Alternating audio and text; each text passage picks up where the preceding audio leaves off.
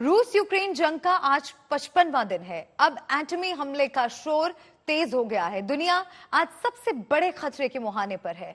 Ukraine पर एटमी हमला हो सकता है, ये हम नहीं, खुद यूक्रेन के राष्ट्रपति कह रहे हैं। इसकी बड़ी वजह है कि पुतिन लगातार अपना रुख कड़ा करते जा रहे हैं, पश्चिमी देशों को लताड़ रहे हैं। ताजा खबर है कि पुतिन ने कहा है कि रूस को बैन करके दबाव डालने की कोशिश बुरी तरह से फेल साबित हुई है।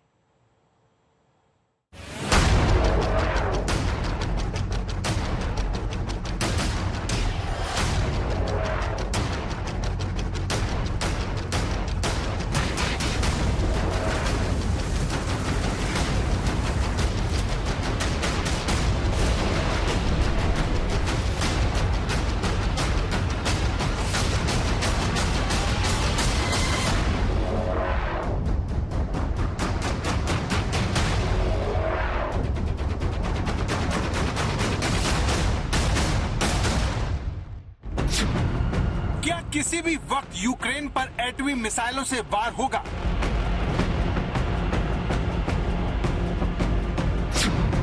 यूक्रेन में पहला एटम बम कहां गिराएंगे पुतिन? क्या दुनिया सबसे बड़ी तबाही देखने के करीब है? 6 और 8 अगस्त 1945 को दुनिया ने पहली बार एटमी वॉर से तबाही देखी थी, लेकिन अब इससे भी बड़ी तबाही यूक्रेन को भुगतनी पड़ सकती है, क्योंकि जेलेंस्की को शक है कि पुतिन दुनिया में अब तक की सबसे बड़ी तबाही की वजह बन सकते हैं।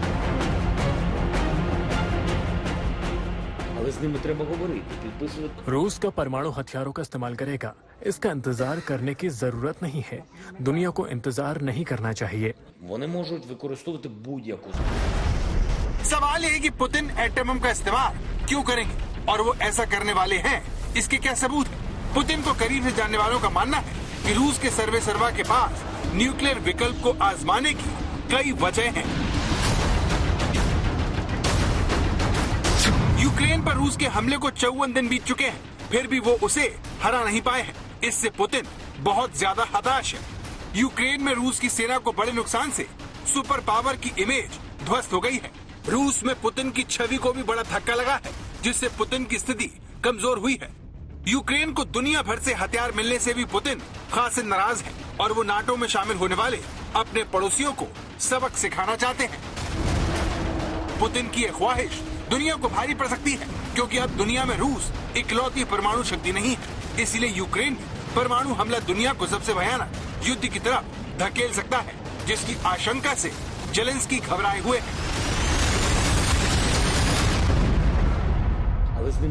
रूस का परमाणु हथियारों का इस्तेमाल करेगा, इसका इंतजार करने की जरूरत नहीं है। दुनिया को इसके लिए कई तरह से तैयार रहना चाहिए। रूस से बातचीत कर कागजों पर दस्तखत का इंतजार नहीं करना चाहिए। उनकी इकोनॉमी को ध्वस्त कर देना चाहिए, ताकि वो इसके बारे में सोच भी न पाए। मेरी बात माने, रूस किसी भी तरह के हथियार का इस्तेमाल कर सकता है।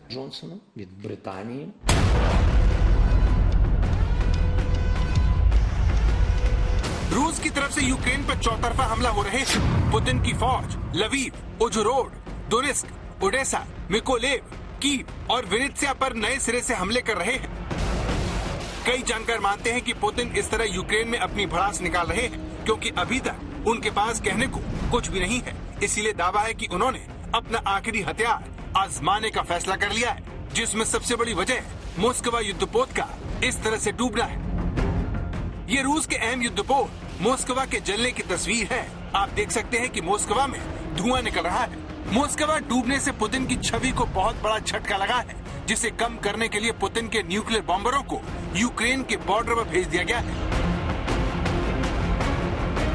खबर है कि रूस के परमाणु हमला करने में सक्षम बॉम्बर यूक्रेन के बॉर्डर पर देखे गए हैं। यूक्रेन युद्ध में रूसी टुपोलेव Tu-22M3 बॉम्बर का मैदान में उतरना बहुत अहम है, क्योंकि ये बॉम्बर इतना खतरनाक है कि ये एक बार की उड़ान में रूस से अमेरिका तक परमाणु हमला कर सकता है। Tu-22M3 को सोवियत संघ के जमाने के Tu-22M से विकसित किया गया है, जो सुपरसोनिक स्पीड 5100 किलोमीटर की दूरी तक हमला करने में सक्षम है। परमाणु हमला करने में सक्षम इस घातक बॉम्बर की अधिकतम रफ्तार 2300 किलोमीटर प्रति घंटा है। 40 मीटर लंबा और 34 मीटर चौड़ा ये बॉम्बर टर्बोजेट इंजन की मदद से उड़ता है। Tupolev Tu-22 M3 bomber radar की पकड़ से बचने के लिए काफी नीचे उड़ान भरने में सक्षम है। अमेरिका के नेतृत्व वाले सैन्य संगठन नाटो ने इसे बैकफायर सी का नाम दिया है। हाल ही में यूक्रेन ने आरोप लगाया कि रूस इस बॉम्बर से मारियुपोल शहर पर बमबारी कर रहा है, जिससे मारियुपोल का एक बड़ा हिस्सा खंडहर में तब्दील हो चुका है। ऐसे में पुतिन अपने सबसे बड़े बॉम्बर को मैदान में उतारकर अपने इरादे जता चुके हैं, जो CIA चीफ विलियम बर्न्स की आशंका को मजबूती देता है कि हताशा में पुतिन एटम बम का बटन दबा सकते हैं। आज तक ब्यूरो।